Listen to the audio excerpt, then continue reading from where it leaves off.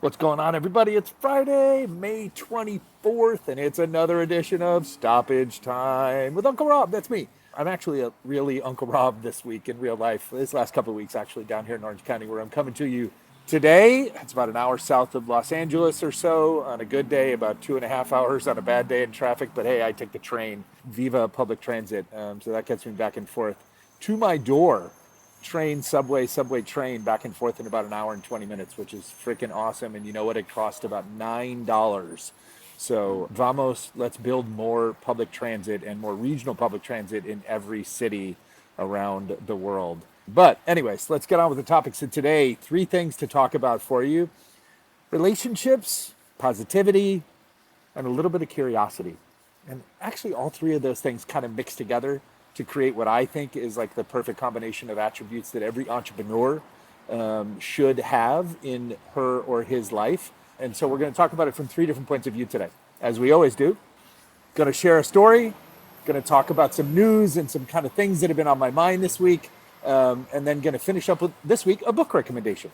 So here we go. First things first. I had the pleasure this week, well, recently, it was about a week and a half ago, but the episodes are dropping this week, of having a conversation on our Entrepreneurial Thinkers podcast with Erika Bricky. Erika is an angel investor, a former VC, and now a relationship capitalist, business developer for the company ARC, which is a startup bank to the startup ecosystem here in the US.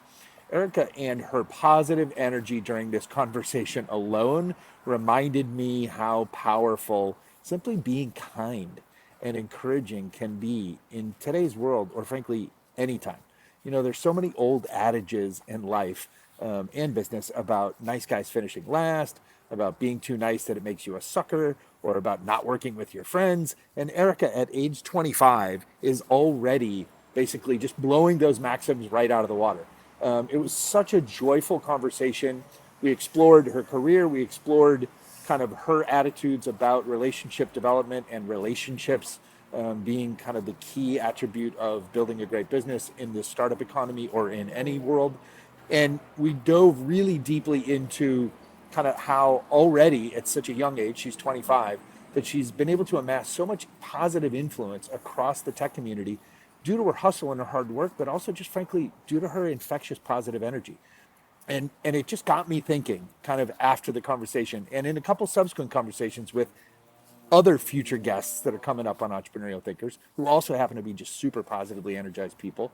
It just got me thinking how we went through this kind of period from, say, like the early 2000s to about 2022, when hustle and grind was the mantra for everybody, right? Where every milestone by which any entrepreneur was measured was through like hard work and not sleeping and doing all these difficult things and sacrificing relationships and sacrificing your life and having no free time and all this stuff, because that was the only way you were going to be able to succeed, which I always called bullshit on when that was happening, when that was the common belief system.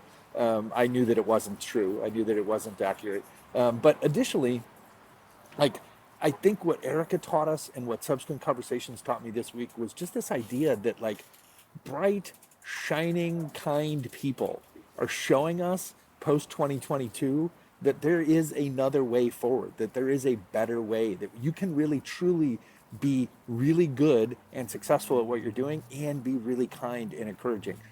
So her episode, the audio episode across all the different podcasting platforms, drops on Thursday of this week, and her YouTube show episode will drop next Monday. And I really, really encourage you, other than just because I want more people to listen to our podcast, but I really encourage you to dive in and listen to this or watch this episode, because I think you, like me, will walk away just kind of feeling a little bit more excited, a little bit more inspired and encouraged about what's possible in this world, and how we don't necessarily have to sacrifice all our kindness and our love and our positivity in the name of success. So, having said that, this theme was kind of on my mind all week, and some things that popped up in the news kind of drove me back to it a couple of times. And so as I thought about what I wanted to share to you today in our second topic, I just wanted to lean into this, right? I wanted to lean into this power of positivity. But it's not so much one news story that kind of got me thinking about this. Again, it was the conversation with Erica. It was a conversation with somebody like Peter Abraham that I just interviewed the other day. But it was also just kind of my observational life this last couple of weeks. So as I mentioned, I'm down here in Orange County. I'm staying with some friends for a few weeks. These friends are like family. This is essentially my pseudo little sister, her husband, and their two girls who are basically my nieces. So when I'm down here in Orange County with them, I am real life Uncle Rob. And part of this last couple of weeks experiences that were so gratifying for me was that it reinforced to me the power of love and encouragement in a world that values so much just like raw success and just linear up and to the right graphs and just win at all costs kind of zero sum game approach to being a teenager, to being a high school student, to aspiring to college, to a professional life beyond that, right? Like the parents themselves are pressed with so many factors around them, socially, culturally, industrially speaking, institutionally speaking, that drive them to this like kind of fever pitch pursuit of the unicorn child. And then that spills down on the kids. And I watch they have two teenage girls who are just incredible, gifted, talented, kind, loving, smart young women that I've known since birth. And to watch the pressures that come down on them. But then this last couple of weeks, being in the house without trying to get in the way, just being able to observe as a guest in their lives how much love and positivity and encouragement and an encouraging word or a silly story or just any kind of thing that can distract from the pressures of the moment or the struggle or adversity of the moment or circumstance that we know as adults is tiny and brief when you're 16 or 13, right? But to the 16 and 13-year-olds, those moments are everything.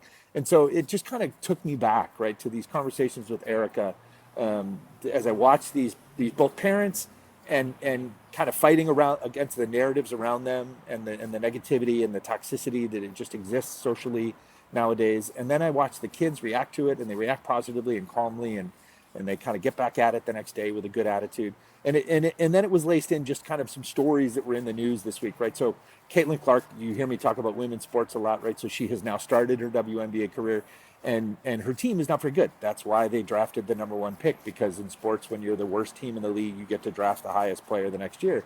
And so she's had a rough start this week, but her own individual statistics have been fantastic, terrific, some would say, even pretty good. And yet the negative vitriol that comes from the public discourse, the negativity from even supposedly basketball experts, the people that are just like waiting for someone to fall and tear them down off that pedestal that they put them on, right? It's just sickening to me. And so I don't care if I sound old boomerish. I'm going to be the old positive encouragement boomer in this case, and say that we've got to do better. We have an opportunity to do better. There was another example of this week that caught my attention, which was a story in the newspaper, and it was a story about a story, and it was basically looking at how differently the exact same facts or stories can be interpreted by different organizations, and then therefore how that spins people's perceptions of it. And it was around the idea of unemployment statistics in the U.S. economy, which, by the way, unemployment in the U.S. right now is at a 50 to 55 year low, historically low unemployment, which is really good, right? A majority of the population by far is employed in the U.S. right now at a level that hasn't been true since 55 plus years ago, basically when I was born, the mid 1960s. So that's the objective fact, right? That's the truth. The economy is rebounding. The economy is growing again. Fact. All true, right? Just facts. Those should lead to positive conclusions and interpretations. One news organization here in the U.S. ran a story about that, and let me look real quick and glance at it. And they said, disappointing economic news as unemployment stubbornly refuses to drop. That was a U.S. headline, the U.S. media organization headline about what I just described to you as a fact. The comparative headline was from a European paper, a British paper in this case, and it said U.S. unemployment remains low at levels not seen in nearly 60 years as the economy continues to rebound. Same set of facts. Objectively looking at the exact same bit of information in the world that we live in, those facts are positive, and yet they're interpreted in that way, which is just nuts. Right, but to me, again, we're faced with choices every day. We're faced with choices as individuals about how we communicate to our others, how we communicate to ourselves, what we say to our own brains. Do we take the cynical, negative, dark spin, or do we focus on the optimistic, positive, possible often factual truths, right? And I just keep coming back to this, and I know I've harped on it in a couple of episodes on Fridays. We just got to do better.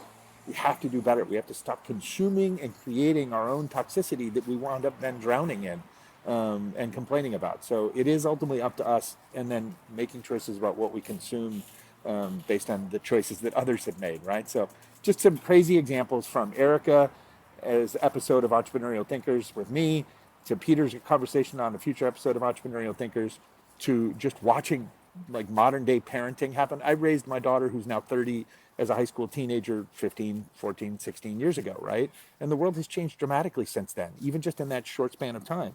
And so to watch parents and then watch two teenagers react to each other and lean into positive affirmations, it's just really, really powerful and encouraging. And kind of on this whole theme, but the third bit of critical attributes related to entrepreneurs, I think, and just generally people, is curiosity. And so my book recommendation for this week is a book, I think it's been out about 8 or 9 years. It was a favorite when it first came out. It is a #1 New York Times bestseller. I love it.